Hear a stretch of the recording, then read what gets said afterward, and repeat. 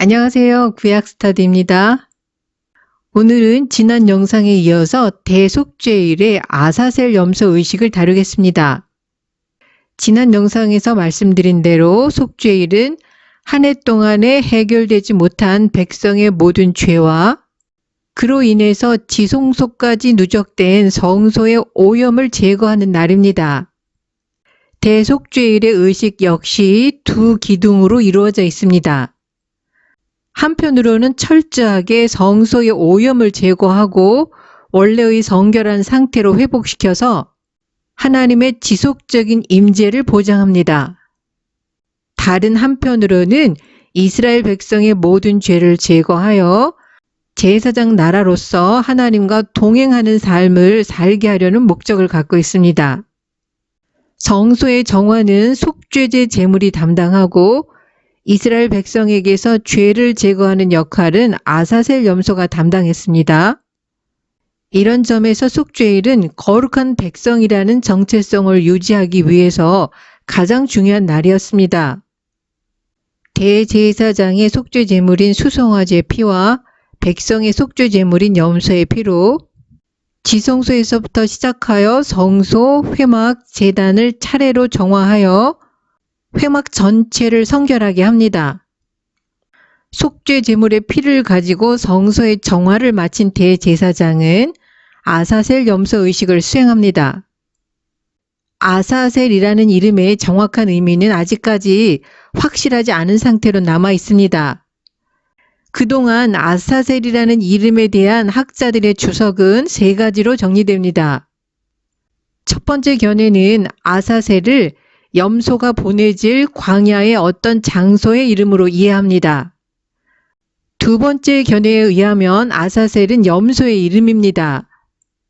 아사셀이라는 단어는 염소를 의미하는 히브리어 에즈와 사라지다 없어지다를 의미하는 히브리어 아잘이라는 단어를 합친 단어라는 것입니다. 따라서 아사셀은 사라지는 염소가 됩니다. 세 번째 견해는 아사셀을 악한 영이나 악마의 이름으로 이해합니다. 고대 유대 문헌에는 아사셀이 창세기 6장 1절 4절에 기록된 범죄한 천사들의 우두머리로 등장합니다. 아마도 고대 사회에서 아사셀과 광야의 악마적 통치자를 동일시했던 것 같습니다. 에녹서에서 아사셀은 인간 여자와 함께 살았던 쫓겨난 천사들 중에 한 명이었습니다. 그런데 천사장 라파엘에 의해서 광야로 던져진 아사셀이 이렇게 해서 광야를 통치하게 되었다는 것입니다. 준비한 2마리 염소는 제비를 뽑아서 어느 염소를 하나님께 드리고 어느 염소를 백성의 죄를 짊어지고 추방되는 아사셀 염소로 삼아야 할지 결정합니다. 하나님은 제비 뽑기를 통해서 결정이 하나님의 손에 달려있음을 보여주십니다. 아론은 두 손으로 아사셀을 위해서 뽑힌 살아있는 염소의 머리에 안수하여 이스라엘 자손의 모든 불의와 그 범한 모든 죄를 고함으로써 그 죄를 염소의 머리에 둡니다. 그렇게 함으로써 이스라엘 백성들이 범한 모든 불의와 죄는 아사셀 염소에게 옮겨갑니다.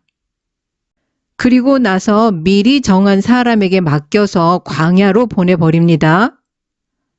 염소에게 옮겨진 이스라엘 백성의 죄와 불의는 염소와 함께 돌아올 수 없는 땅으로 옮겨지게 됩니다.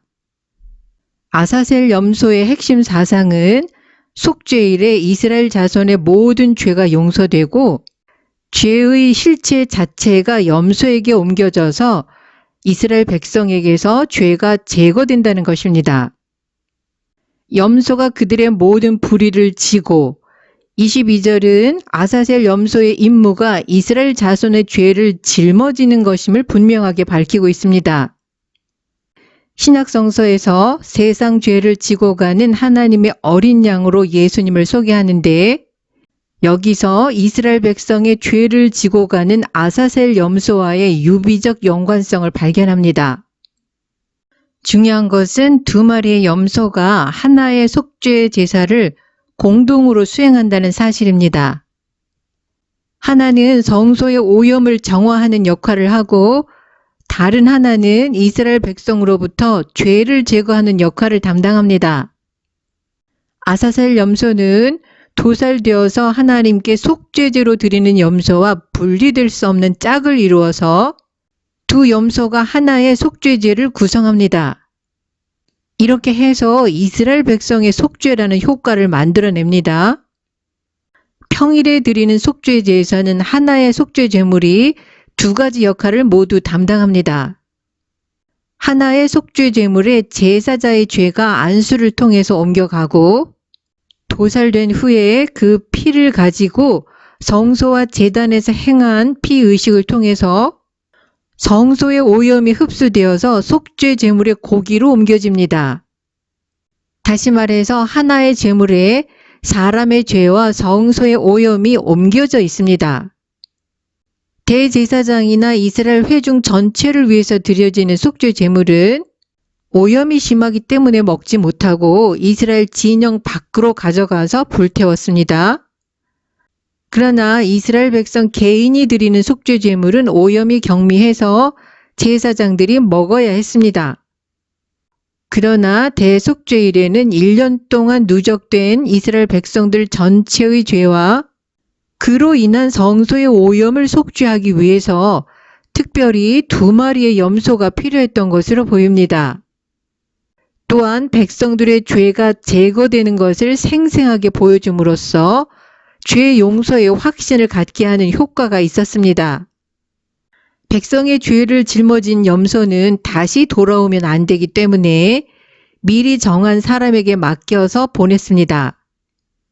유대인의 구전 전승인 미슈나에 의하면 이 임무를 한 명의 제사장에게 맡겼는데 아사셀 염소를 광야 끝까지 데리고 가서 벼랑 끝으로 밀어버렸다고 합니다.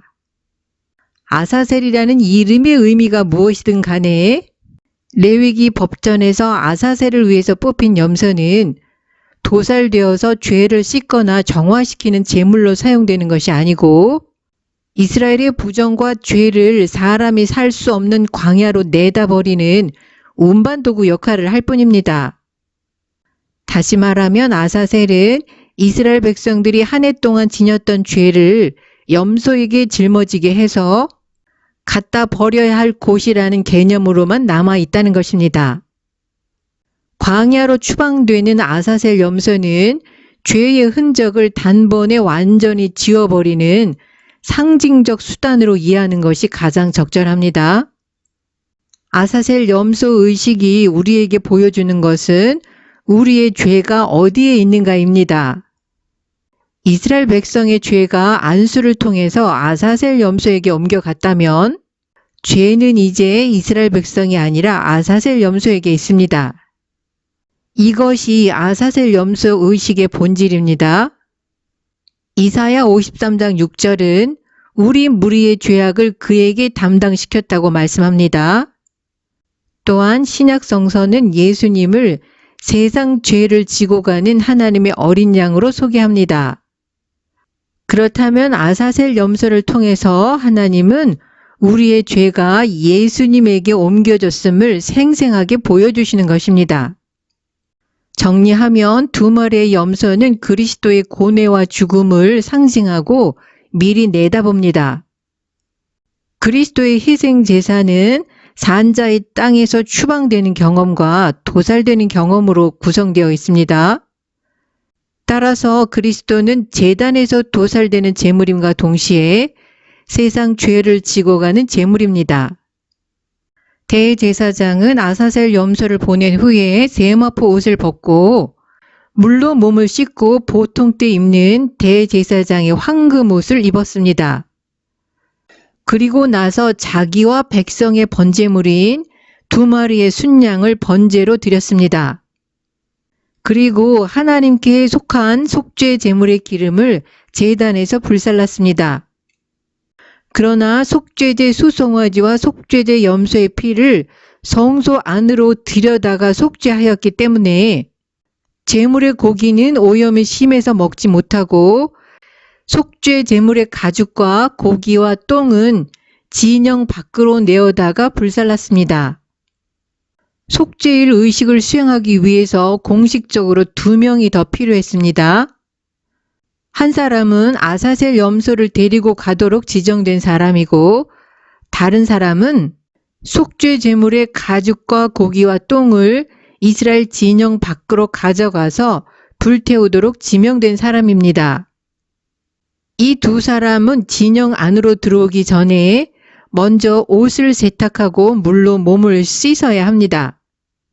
왜냐하면 속죄 의식에 사용된 동물들은 그 동물들에게 옮겨진 부정을 지니고 있었기 때문에 그것들과 접촉한 사람은 정화를 필요로 했습니다. 속죄일 마지막 순서로 드린 번제는 백성의 정화를 공식화합니다.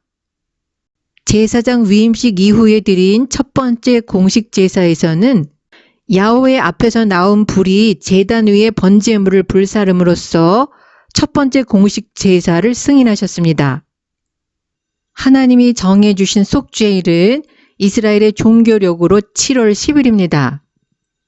출애굽 이후부터 이스라엘의 시간은 6월절이 들어있는 달을 첫째 달로 계산했습니다. 6월절이 봄이니까 속죄일이 들어있는 7째 달은 가을 시즌입니다. 이스라엘 백성들은 속죄일에 스스로 괴롭게 하고 아무 일도 하지 말아야 합니다. 성경에서 스스로 괴롭게 한다는 관용구는 언제나 금식을 동반한다는 것을 암시했습니다. 그러나 더 중요한 것은 애통하고 겸비한 마음이겠죠. 지난 영상에서 말씀드린 대로 미슈나는 스스로 괴롭게 하는 것은 5가지 절제를 포함하는 것으로 해석했습니다.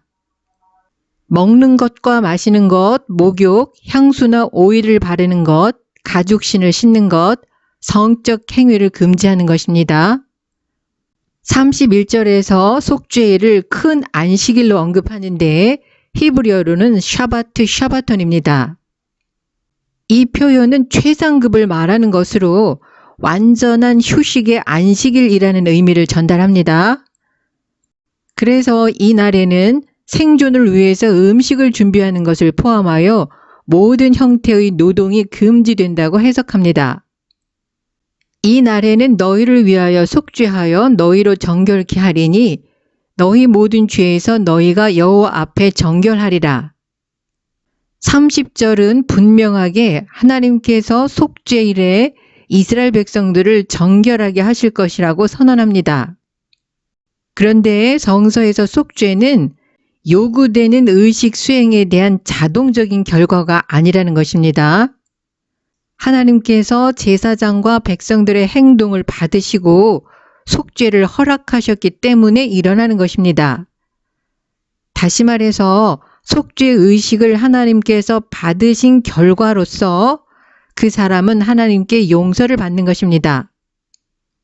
1년에 한 번씩 정기적으로 죄를 용서해 주심으로써 이스라엘이 계속해서 하나님의 언약 백성으로 머물 수 있게 해주신 것은 하나님의 한없는 은총입니다.